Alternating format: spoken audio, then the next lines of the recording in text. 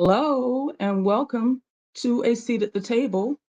I am attorney Dorna Jenkins Taylor, and tonight we're discussing something that's new in the state of Georgia that's been around in college sports for a couple of years and has been around in some other states for quite some time. What I'm going to do tonight is explain what NIL, name, image, and likeness, means for your high school athletes. Hopefully, we have some athletes and families on tonight with your questions that I'll answer at the end. You can put them in the chat. Um, then I'm going to explain what some of the opportunities are for athletes with name, image, and likeness opportunities. And then I'm going to walk you through which states this is legal in for high school students. And we'll talk about it in the scheme of college as well, because we've been seeing this take flight really in college. So it's been a good case study. Um, but first, I'll just say on the outset, I am in support of this. So everything that I'm going to be saying is portraying this in a positive light. I will admit there are some huge pitfalls and downfalls that could happen here. There are some really concerning issues that could arise. There are some, families that could be taken advantage of if they don't follow these rules. They could lose eligibility. There are many myths that could go wrong here. My goal tonight is to explain it in a way that if this affects your family, you can make sure that doesn't happen so that you'll know the rules, know how to apply this, know how this can benefit your family financially, your student financially, and also making sure they don't lose eligibility for going too far beyond what the rules allow for. So this, should be an engaging conversation. It's an issue that high school principals, athletic directors are curious about, wondering about. There's basically no information out there on this for high schools in Georgia since this rule just passed on Monday. So I wanted to get out in front of it. Just a little bit of my background. I'm an attorney. I've been practicing for 25 years. And for the past 12 years, my practice has been almost exclusively brand management and representation of athletes, entertainers, entrepreneurs, business people, media personalities. So I've done these deals for retired athletes, most notably Julius Dr. J. Irving. I've been doing these for him since 2010. It's 13 years now. I've done these all over the world. We've done deals in China, we've done deals in Japan, we've done deals in Canada, and of course in the United States of America. I've had a lot of experience with getting and negotiating these deals. And I want to bring that experience to, families that may be trying to understand what this means and what this is and what this can mean for your child as they matriculate through high school and college. The other good part about this is that this allows athletes to make decisions to stay in school. And that is why I really support this. An athlete who's a high school student can make a decision about what college they want to go to, not necessarily with a goal to get to the NFL, because they can already be earning money on their brand. So they can go to a college where they can play, as opposed to a college where they can be seen and they can be making money throughout their high school and college career on their name, image, and likeness if they've done the things to put themselves in a good position. And likewise, college athletes. We just heard yesterday, Shedeur Sanders, Deion Sanders' son, the quarterback of the Colorado Buffaloes, who have us all kind of in a chokehold with their Cinderella season, has decided to return for his senior year because he can make more money in college in his senior year through NIL deals than he would make in a rookie deal in the NFL. So he's going to finish out his education. He's going to still make money. He's still got his Bentley or Maybach or whatever it is he has. His brother still has a Mercedes that, were a result of NIL deals. And they are, they're at an advantage because their father is Deion Sanders. He's prime time, right? He knows how these deals go. He's in these deals. He's got money off these deals. He's doing commercials. He knows how to make it happen. And he knows how to make the shine and the light shine on his athletes and his sons specifically. So he knows how to coach them through this. Most of our kids don't have that advantage, which is what I hope to provide tonight. All right, with that being said, I'm going to be giving you some background on what exactly name, image, and likeness is, how you can use it, and what it can do for your bottom line, really. This is mostly about money for the families, but money has been in sports, high school, AAU, Pop Warner, all the way down forever. It just has never gotten to the people on the field sweating and getting hit and putting in the work, going to practice. So I'm excited for the athletes because they have always worked for free for the education, which is valuable, of course. But everybody around the ecosystem of sports and the amateur level has made money, millions on their backs. And this allows them to eat as well. And I think that's wonderful. That's my personal opinion. You're free to disagree. But if it's done right, I think it's wonderful that they are now going to be able to reap the benefits of their hard work. So you'll see me looking off to the left because I've got these lights on me and they're bright and I can't really read my screen, but I've got um, stuff on this screen right here beside me that's not as bright. I'm 50, so my eyesight is not what it used to be. And so if you see me looking off to the left, it's because I'm reading what's on the screen, but I read it on the screen because it's so bright. Okay. So in the simplest of terms, name, image, and likeness is just what it sounds like. An athlete, and I'm not talking about football players only, any athlete can monetize their name. Let's say you have a catchy name, Prime, right? Or your actual given name is catchy, or you have a catchy nickname that you've been given from the fans in the stands. They might call you, something catchy. You can use that name and market that name. Your image, your face, your pictures, your image and your likeness, your face, your pictures, your body, photographs of you, drawings of you, paintings of you, AI photos of you, you can use those in a commercial setting on billboards, on the side of buses to advertise businesses, on commercials. You can appear and endorse a product or a business, and your likeness, same thing. Um, it allows you to receive marketing deals, promotional deals. A lot of these kids now have a grasp on social media that we just don't have in our, age generation. And they have these TikTok accounts, they have these Instagram and accounts. None of them have Facebook accounts because that's where the old people hang out. But they have these accounts with maybe hundreds, maybe thousands, maybe tens of thousands, hundreds of thousands of followers. And that is valuable to the marketplace. Commercial advertising has moved away from television commercials because we all now have these uh, YouTube TV and direct TV DVRs where we fast forward through the commercials, and they know that, they monitor that. So they put the content where our eyeballs are. They put the content on social media. They put the content on Instagram. They have sponsored ads that they pay people to promote their products for.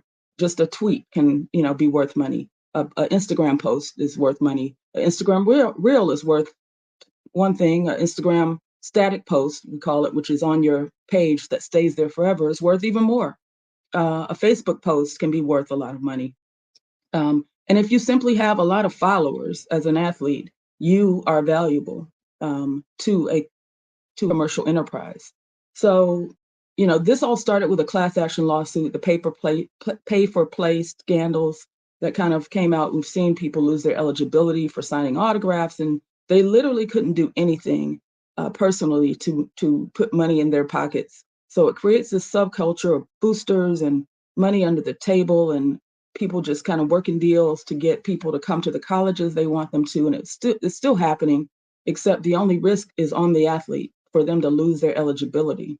Um, and this removes that risk in their family. That it wasn't fair, in my opinion, that everybody can make money on this at no risk, but the athlete and their family can't even accept a steak dinner without potentially messing with their eligibility. So again, this is why I think this is a good deal.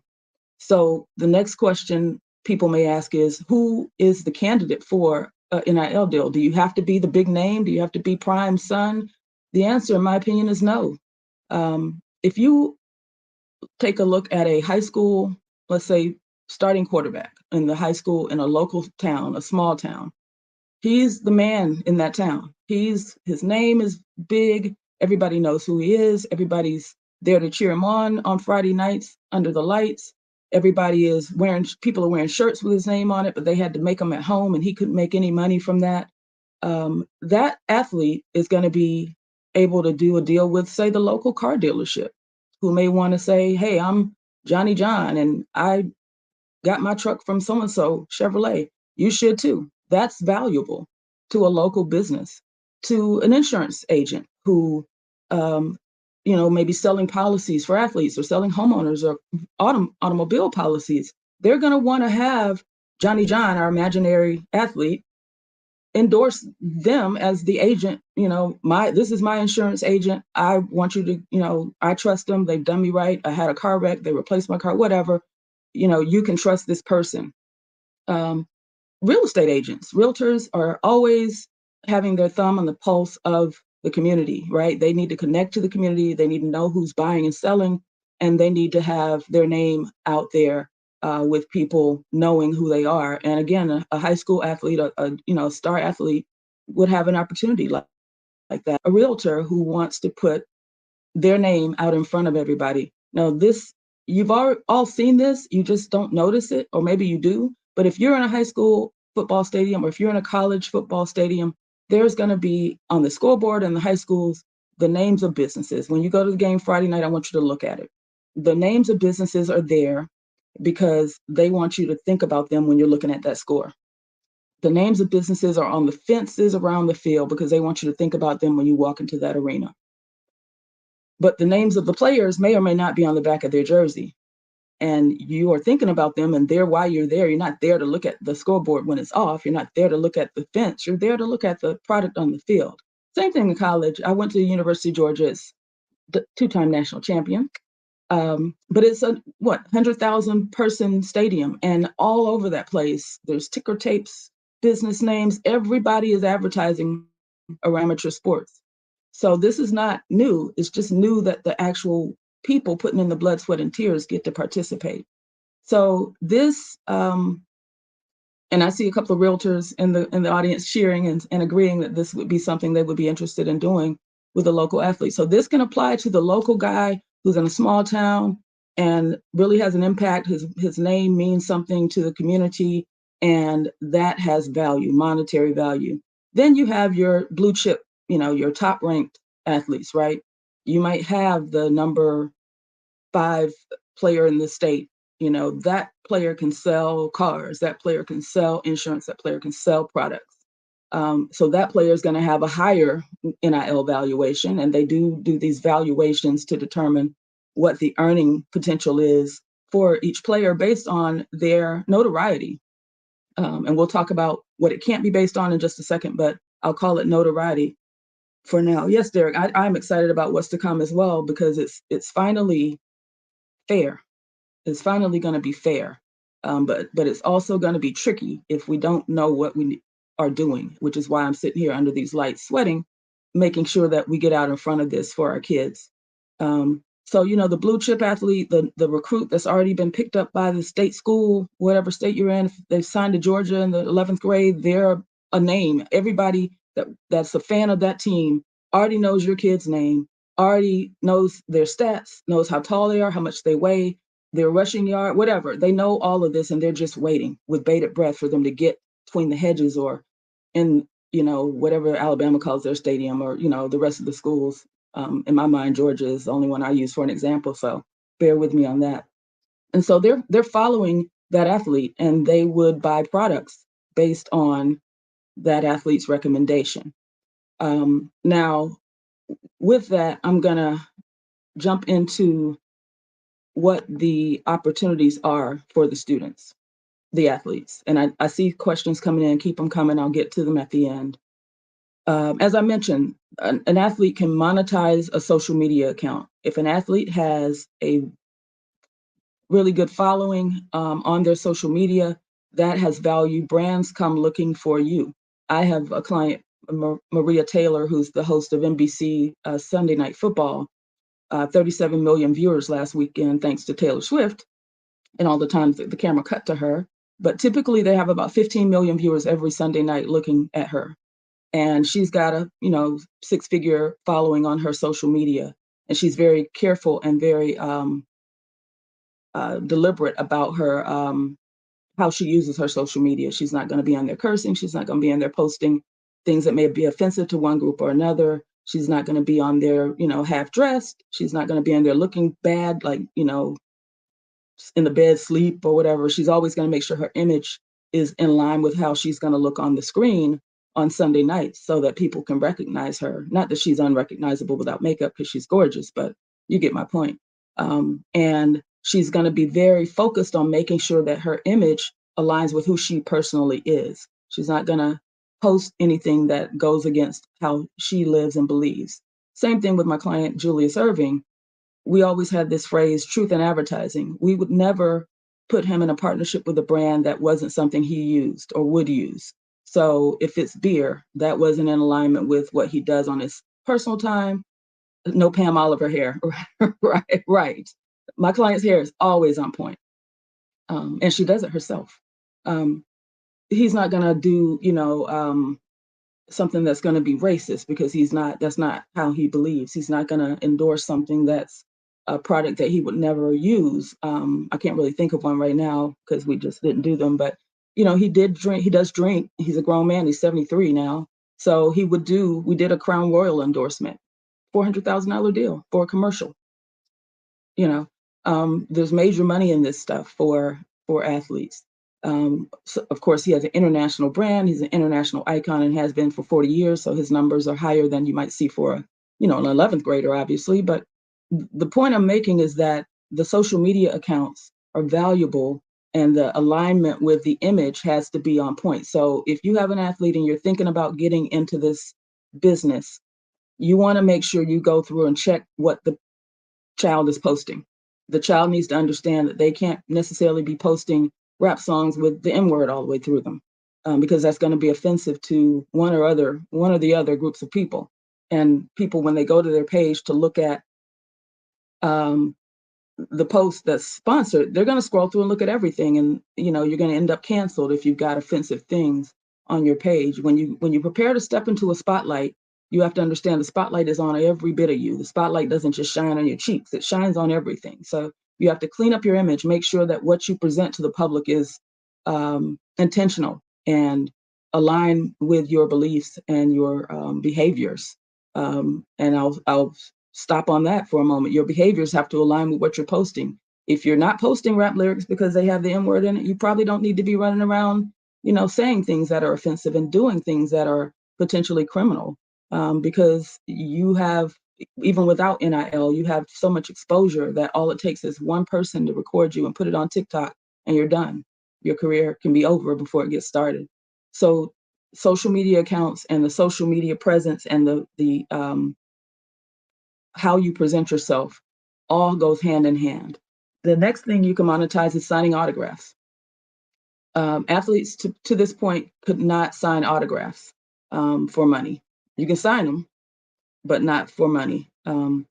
And so the jersey, this always pissed me off, to be honest.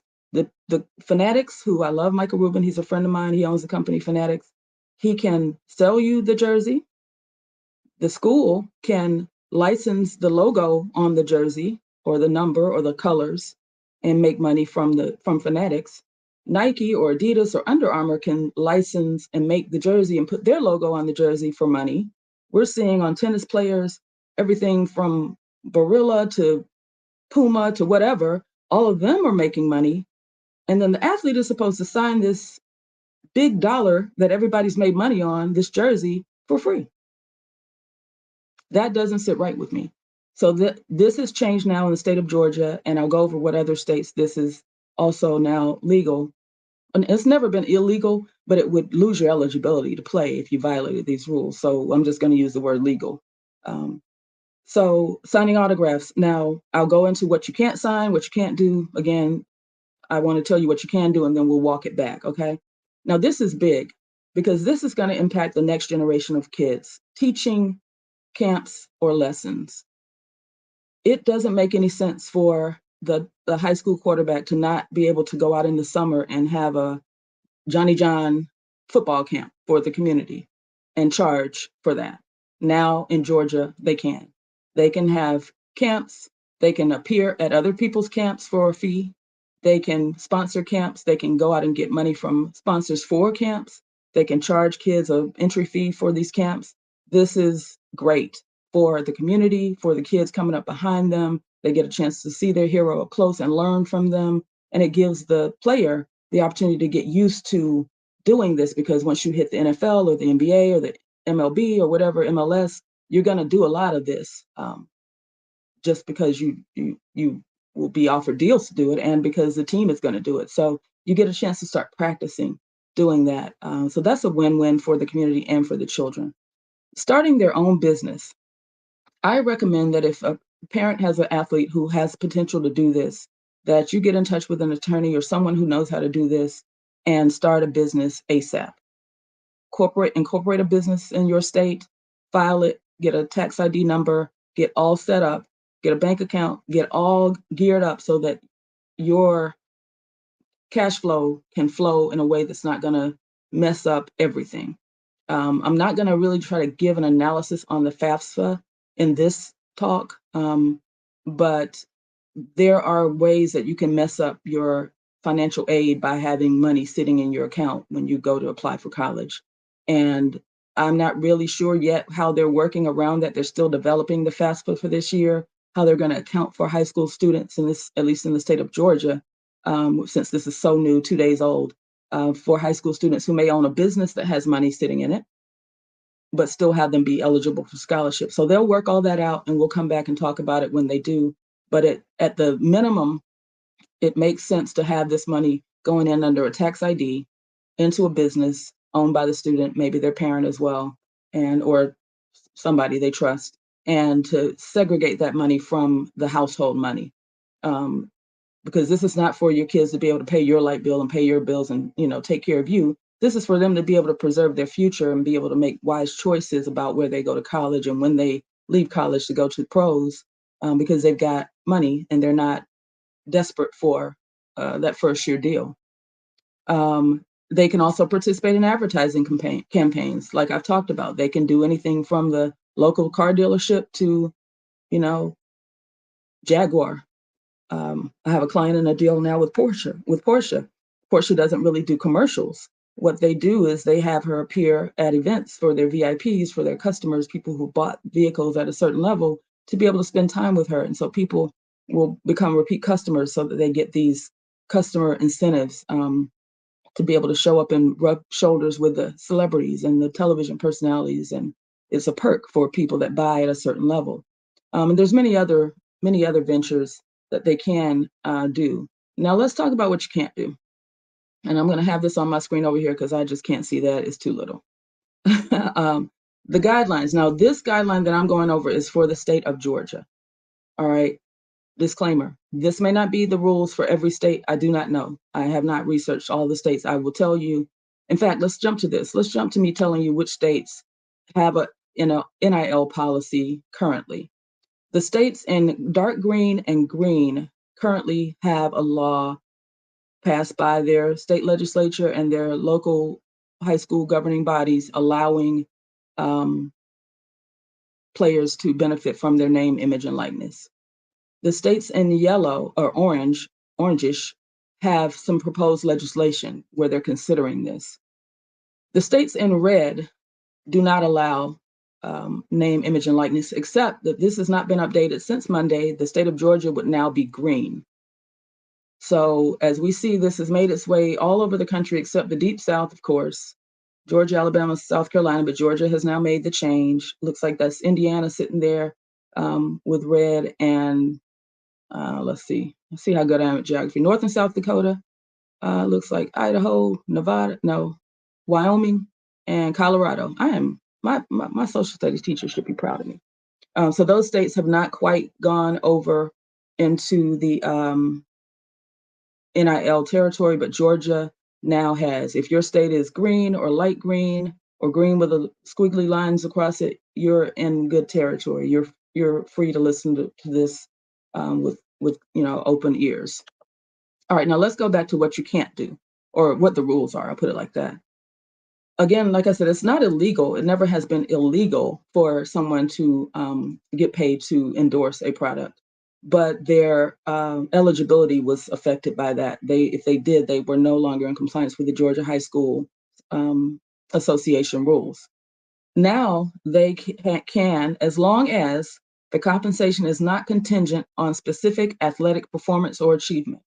What that means is you can't say the leading rusher He has thrown for 1,000 yards each game for the past 10 games. He's hit 25 home runs. Um, I'm trying to think of some other sport terms, but you get the point. You can't use the athletic performance as part of the advertisement. The reason for this is that you don't want to see companies paying someone to not perform, right? Okay, well, if you don't catch any touchdowns, we're going to give you $10,000 for this commercial. They don't want to encourage that, so they prohibit it from having anything to do with your performance on the field. I think that's wonderful. I think that you go out and you do your best, and if you build a name for yourself that makes you marketable, then you cash in. All right, so no specific mention of your athletic performance or achievement. Got it. I think we are clear on that, but if there are questions, put them in the comments and I will respond to them. Second, the compensation is not provided as an incentive to enroll or remain enrolled at a specific school. You can't pull people from one school to a rival school. If you do this deal, you can't say, okay, well, we want to sign you, but only if you come play at so-and-so school. That's illegal. Schools are supposed to be neighborhood schools. You're supposed to go in the school that you're zoned for in your district. None of that changes. All of that stays the same. This should not affect that. And if someone does that, they are in violation and they have lost their eligibility just like they would have last week before this law changed. That also certainly applies to college. We all know the story of The Blind Side. Michael Orr has come out that the family told him they were adopting him so that he was a part of their family, and he moved with them and went to Ole Miss, which was their alma mater. Turns out they never adopted him. They had him under a guardianship, which is the furthest thing from an adoption, and still had him under one until a couple of weeks ago when he found out and filed a lawsuit. Boosters, glad handing money, passing under the table for you to come play for so and so, son, come play with such and such, young lady. That is still illegal. The money cannot be an incentive for you to change your enrollment at all. The money needs to be tied to your name, image, and likeness. And lastly, no one affiliated with the school or any person acting as an agent for the school can negotiate or be involved in these deals for these athletes. So the school has to stay completely out of it. The athletic director, the principal, the coaches, none of these people should be marketing your children for these deals or their eligibility will be affected. Again, I'm going to repeat that. The principal, the athletic director, a teacher, the coaches, the strength coach, nobody that works in the school district or a school district, period, can be involved in these deals. That's going to also help make sure we don't see people getting pulled over to different schools for an advantage on the field, right? You don't want to see somebody take the high school quarterback from a small town in Georgia and pull him up to my kids go to Sandy Creek or my son goes to Sandy Creek, pull him up to Sandy Creek with an endorsement deal because we need a quarterback, and now we've got an unfair advantage because we were able to throw money at the kid. That's what these prohibitions are designed to stop. Now, there are guidelines, what can be used in these advertisements. You cannot use the intellectual property of the school. No school logos can appear in any of the ads. No school names. You can't appear in these ads in your school uniform. You can't have the school mascot or anything that resembles the school mascot or anything trademarked by the Georgia High School Sports Association. So if I'm Johnny John, my imaginary athlete, and I play for a team that wears red and black, I can be in a commercial in a red shirt with black pants on, my face, my hair, whatever whatever it is that makes me stand out. But I can't be in my team uniform. I can't have the word of whatever my team is on my chest. I can't have a mascot in the thing with me. I can't do anything that specifically seems like the school is endorsing the product. And that makes sense. No school apparel or equipment shall be worn, which includes the school name, school uniform, school logo, school mascot, or any apparel displaying trademark GHSA logos or acronyms. They really repeated themselves there. They want to make sure that's clear. I want to make sure that's clear. You as an athlete can appear as you in your clothes or the clothes that they gave you for the commercial or the ad. They don't say colors, so you can wear the colors. Those aren't really trademarkable anyway. So you can be in your team colors so that there's a identifiable connection for the consumer, but you can't wear anything that depicts the school, the uniform, the mascot, the logos, the name of the school, none of that. No member school facility may be used for the purpose of name, image, and likeness activities. So we're not going to see people filming commercials on their high school field, at their school, in front of their school, in front of the sign, nothing to do with the school property at all. Please stay away from that if you start doing these deals. You're going to want to be at the car dealership. You're going to want to be in front of a house with a realtor sign. You're going to want to be in front of the insurance agency that you're endorsing. I'm using those as examples. There are plenty more, but that's just kind of giving you a benchmark on how you can get away with this. No activities in conflict with a member school's local school district policy may be endorsed. Examples include, but are not limited to, tobacco products. These athletes in high school are going to be too young to use tobacco legally. Alcohol products, same thing. And most of the college athletes are going to be too young to use, to drink alcohol. And controlled substances. Those are just illegal for everybody. So you don't want to be in anything, rap videos. I really want to get this across. Don't let your kids get in somebody's rap video because they gave them $10,000 cash and they're in the video smoking anything, especially a certain, substance. I don't care if you think it's legal. I don't care if, it's not harmful. It's a violation of school code. So if it violates school code, it violates this code. You don't want to have them endorsing any nicotine, vapes, cigars, liquor. I would even say some of these energy drinks just because it's, there's a health risk to the audience. You don't want them endorsing anything that could be harmful to them as a child, right? It's just not worth it. All money is not good money. Please turn stuff like that down. I don't care what they say. And they will be the ones to throw the most money at an athlete. No activities, students and their families should seek professional guidance as to how NIL activities could impact collegiate financial aid and or tax implications. So I already kind of hit on that. You're going to want to get an attorney. You're going to want to get an accountant who does this, not, the one that did your aunt's divorce, who doesn't know anything about this. You want someone who's been involved in brand management. You want someone who's been involved with representing athletes. You want someone who's done endorsement deals. You want someone who knows your tax situation and understands the educational impact of the FAFSA, which is the federal student loan and student aid portal that every student goes through to be able to qualify for financial aid, including scholarships. So you want to make sure you understand the ramifications, if any, to your eligibility for collegiate financial aid and also the tax consequence to your family, because we don't want kids coming out of high school with tax debt or college. And this, we'll see how this fleshes out, but within 7 calendar days after entering into any kind of NIL contract or agreement, a student or the student's parent guardians, not the lawyer, not the tax guy, but the student or their parents, must notify the principal or the athletic director of the student school of entering into that agreement. So this is where our principals that are on here tonight, our athletic directors, this is the part you play, and this is what you have to look out for. You are to be notified within 7 days of any of your student athletes signing a contract to do a name, image, and likeness deal. It doesn't say what you're supposed to do with that, if you're supposed to review it and make sure they haven't violated any of these rules. It doesn't say what you're supposed to do if you have found a violation. There'll be somebody that's going to run out really quickly and do some deals and be our guinea pig on that. Hopefully none of us that are listening tonight, but they are putting the principal and the athletic director kind of as the stopgap for monitoring this. And that's not fair, but that's what's happening. And I imagine they'll eventually say that the principal or the athletic director, and those are the only two people that you're allowed to report this to, not your coach, your principal or your athletic director. I'm sure they're going to make it some sort of way for you to notify the GHSA of your student athletes NIL deals.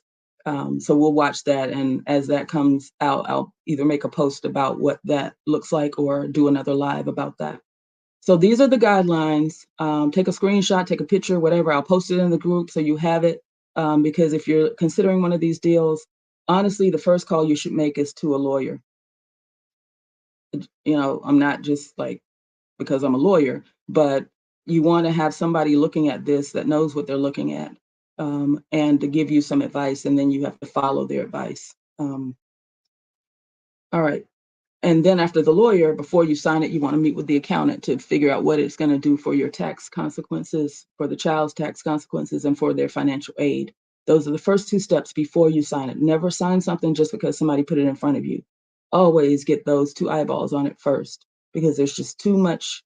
There's no way to unring this bell. If this happens and you sign the wrong thing, it's too late, to try to go back then and have a lawyer look at it. And you signed it, you're bound by it. It's already been reported to the principal, hopefully, and the principal's already done whatever it is they decide the principal should do when they see a violation. So it's worth it to wait and get in front of someone who knows what they're talking about to look at it, give you a second set of eyes, explain it, and make sure you understand. I don't care how much money they're waving in front of you. They're still going to be there when you come back from the lawyer and from the accountant.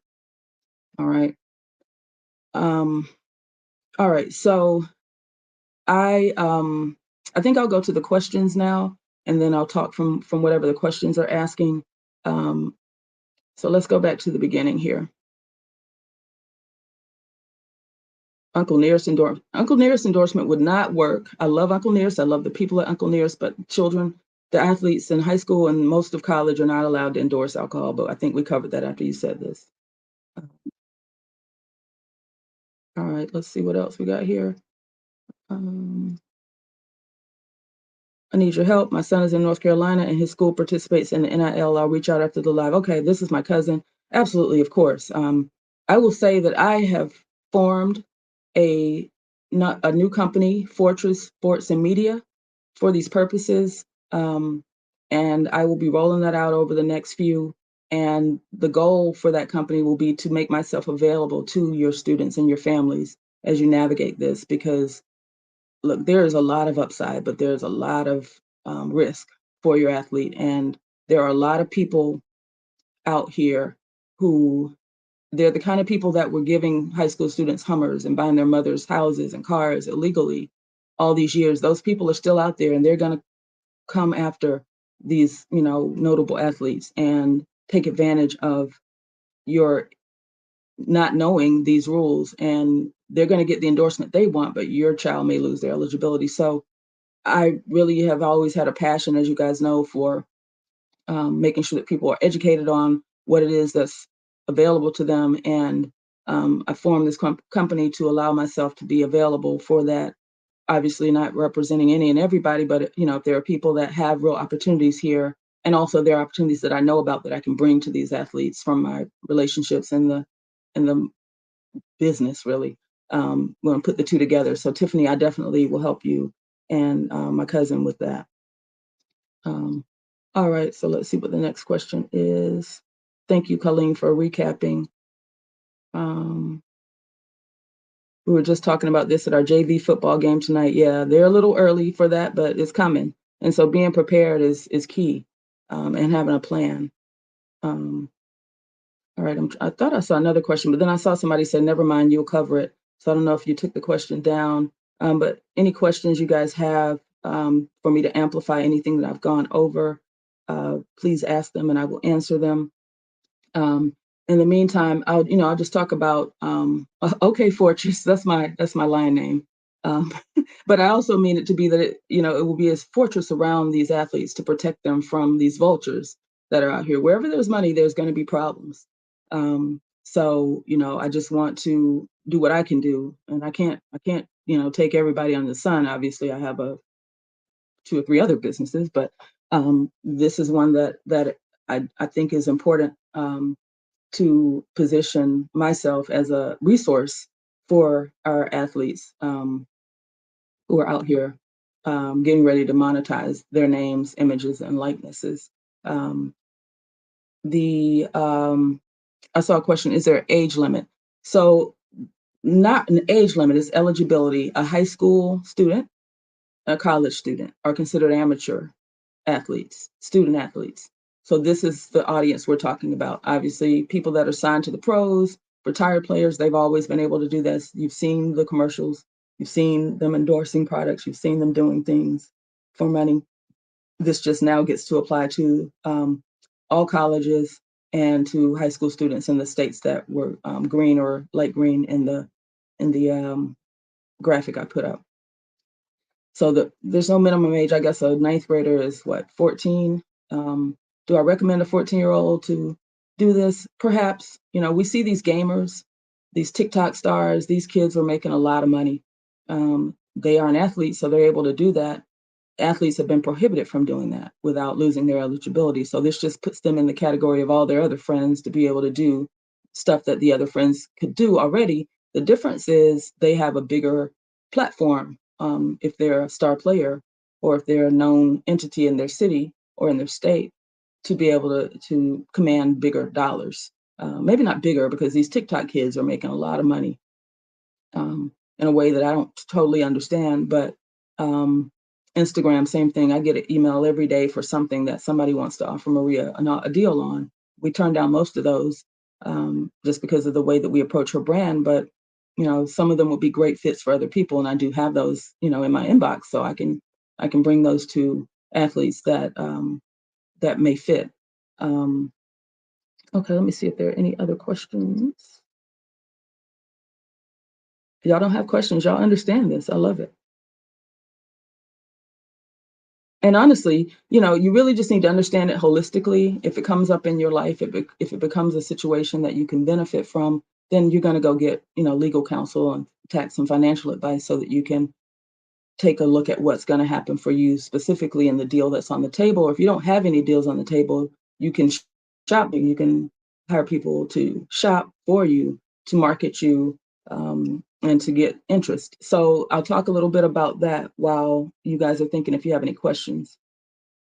Again, if a student athlete has a name, has a great performance on the field, has a following, they're going to want to get their social media in order. And they're going to want to clean it, scrub it. It's never really gone away, but at least it's not just sitting there. They're going to want to start being mindful of what they post and how they conduct themselves, in social media and in the world. They're going to want to, and this is something that I just know from being around the block, football players, take off your helmets when you're doing interviews after the game. Let them see your face.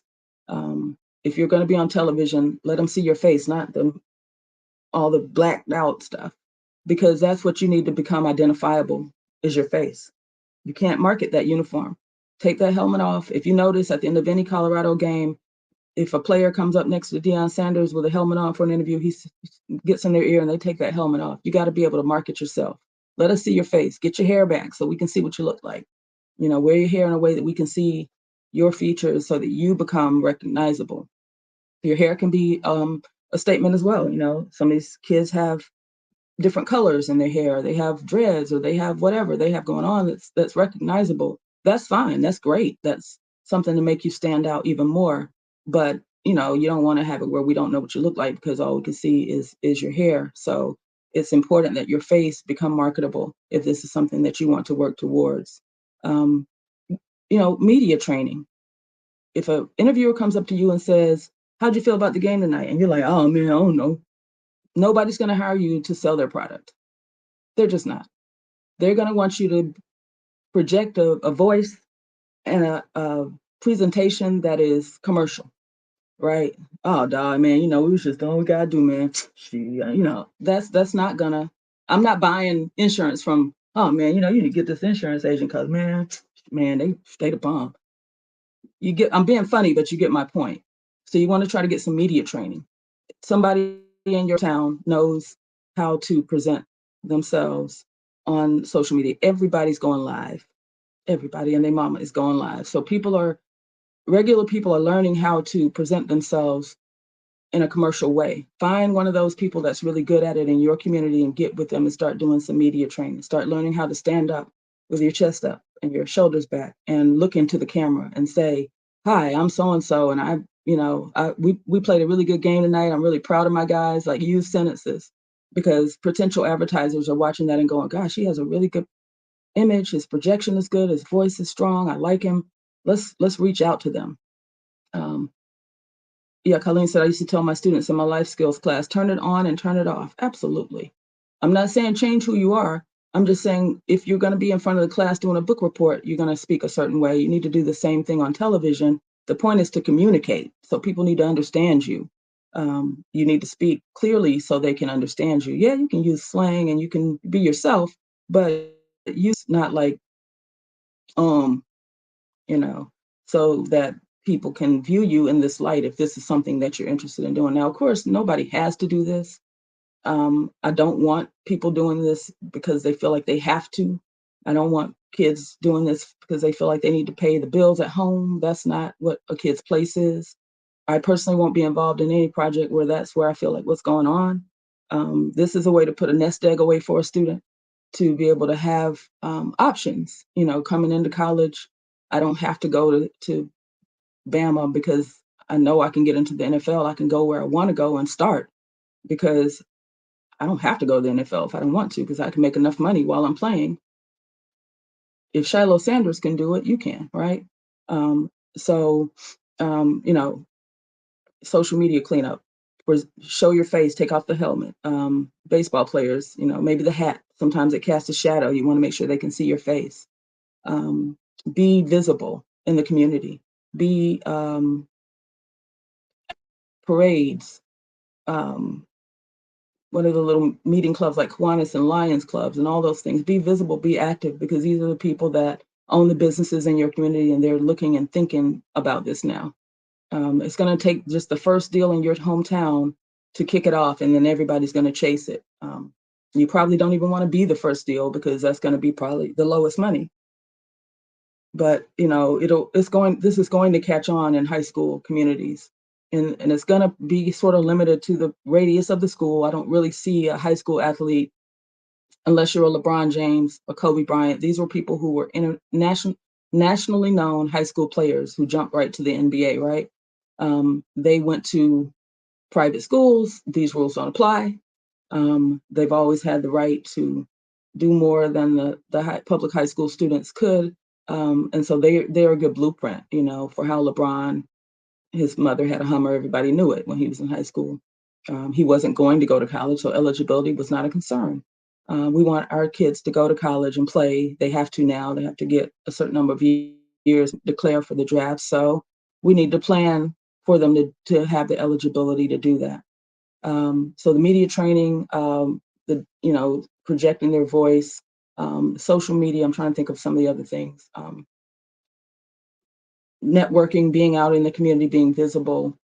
Um, and then I would say, watch out for the vultures.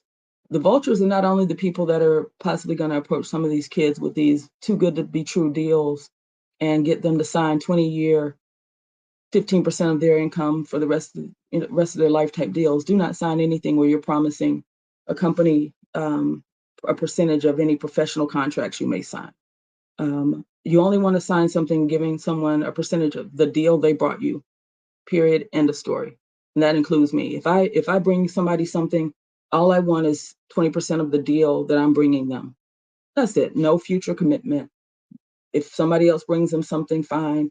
But all I've earned is what I brought to the table, right? So anybody that's not moving like that, there was an athlete, I can't think of who, but he had signed a deal, Zion Williamson in an NBA. He had signed a deal for $150,000, his uncle did, and his dad. And they promised this company 15% of his earnings for his NBA career. And so that fell apart, and now they're suing each other, and that is horrible. That is way too much money for what they did, and that is not something you want to sign. You only want to sign something with someone giving them income from what they've actually accomplished for your child. You also want to figure out who, if your child is under 18, only a parent should be able to commit the child to an agreement. Parent or legal guardian. We don't want to start having distant relatives or your cousin that is good at this signing your child up for these deals. They can negotiate them, they can bring them to you, they can let you look at them, but the parent or the child, if they're over 18, should be the only one signing these. Anybody that's telling you they're in a deal with your uncle, they're wrong. Your uncle can't commit a minor to a deal unless the uncle is the legal guardian or aunt or whatever the situation is. So you want to be wary of people who are, telling you they already have a family member that's committed you as a student to one of these types of deals. And then obviously you need to leave with a copy of that deal after it's been signed, because you've got 7 days from the date of the signature on that contract. Every contract starts with effective this blank, date of blank for a reason. Within 7 days of that, you've got to get that in front of your principal or your athletic director, not your coach, not your science teacher, your principal or your athletic director. And you probably want to have them sign something acknowledging they received it in case that comes back later to haunt you as well. Um, so that's really all I know about this high school college piece at this point. Like I said, the high school piece, a lot will come out as people start to do this and we see how this works in real life. Um, I'll be keeping my eye on it so that I can adequately represent anyone that I'm involved with, and making sure that we know what some of the pitfalls are that people are falling into, what some of the tricks are that there are companies out here, this is what they do. They've already got valuation numbers on your kid. You can Google it and see what it is. They know what the opportunities are, and they're probably going to approach your student. You now know what to look for if they approach a student and are asking for lifetime deals. A child should never sign a lifetime deal. I don't care if it's a record deal or an NIL deal, because the potential future earnings are just unknown. And you don't want to have given someone $10 million over your lifetime for local Wendy's endorsement. Um, so Colleen has done a wonderful job of recapping everything here in the comments. This will stay up. These lives always stay up all the time in this group. You can watch it back. You can show it to anybody that you feel like needs to see it that may benefit from this information. Feel free to share it. I'm not gatekeeping this information. I want this out. I want people to be aware. Again, this is not something any of us need to run out and do tomorrow. We need to let it settle a little bit, see what it looks and feels like and what the lawsuits look like. And we can then get into a good space where you're not the guinea pig of what's going to go wrong here, because things are going to go wrong, but a lot can go right. But the main thing the athletes can do is just keep doing a great job on the field. That's what this all stems from. Get those social media followers up. There have been like gymnasts. We saw um, Angel Reese and I forget the other young lady's name at LSU, since the college sports already adopted this. After they won, then millions of dollars in NIL deals came their way, right? Because everybody loves a winner. So winning is where it starts. Winning or doing well on the field. Winning's not everything, but doing well on the field or the court or the diamond is where it all starts. To make a name for yourself is to be out there and be a star. And if you're a star, then these opportunities can come to you. And a star, like I said, can be local. You can be a hometown hero, or you can be a statewide hero. You can be a big recruit to the big school where all these eyeballs are already on you, even though you're not their local school. Or you can be the college stud who's just an amazing player and has a lot of upside. And this will grow. Even if you do a few smaller deals in high school, get your feet wet, get a little money under your belt, get yourself a car, whatever the deal is. And that's another thing. A lot of times dealerships will do cars, give you a car to use, excuse me, as a compensation. Now there's nothing wrong with that. But again, nobody involved with the school. Let's go back to just the rules here, just to end on that. Nobody involved with the school can have anything to do with this. Nobody should be approaching anyone that works at any of these schools about this, putting them in a bad situation. The only person who should be involved with this at the school is the principal or the athletic director, and that communication needs to come directly from the parent or the athlete. That's super clear. There's no gray area there. I don't have to keep repeating that. You get that. No intellectual property of the school or the school itself can be involved in any of this. This is your name, image, and likeness, your intellectual property. And that actually brings me to the other thing that I think is relevant here. If your student, after they start their company, get their tax ID, get their financial advice, get their legal advice, they want to start looking at their intellectual property. If there are things that need to be trademarked, if there are things that nicknames and names and phrases that are associated with your student, you want to lock those down, because now anybody can lock them down and make money on the student. So you want to, it's a first in time thing. I do trademarks. I teach on trademarks. There's a class in this group talking about, there's probably 4 classes in this group talking about trademarks, so you can watch those and get up to speed on that, a general understanding. And if you need my help, I'm here. But I would certainly recommend, if your kid has a nickname that's catchy or a name that's catchy. We can't necessarily trademark a name, but I know a way to, present it that it would pass muster. Then you want to lock that down and own that, because that A allows you to monetize that, but B prohibits other people from being able to monetize your child's name. Beyonce and Jay-Z, I tell this all the time when I talk trademarks, trademark Blue Ivy, their daughter's name, as soon as she was born. And she may never sell anything with her name on it. She doesn't need $1 more than she has. She's already wealthy. But the main reason they did that is to prohibit you or I from going out and selling Blue Ivy fill in the blank socks or toys or shirts. So once you own that, you can stop with a cease and desist anyone else from monetizing your name. You do have to be using it in a commercial setting, which is why we see that Jay-Z featured Blue Ivy's first cries when she was born on a song on his album, which was released, and now boom, they've got a commercial setting. So everything's done for a reason with these moves that you see, and you don't really even know what's going on behind the scenes. This is the type of thing that's going on. And you really want to be involved with someone who's aware and in the mix with these industries to understand what's really going on, when it looks like it's just cool. Oh, the baby's crying on the song. No, the baby's setting up for intellectual property claim.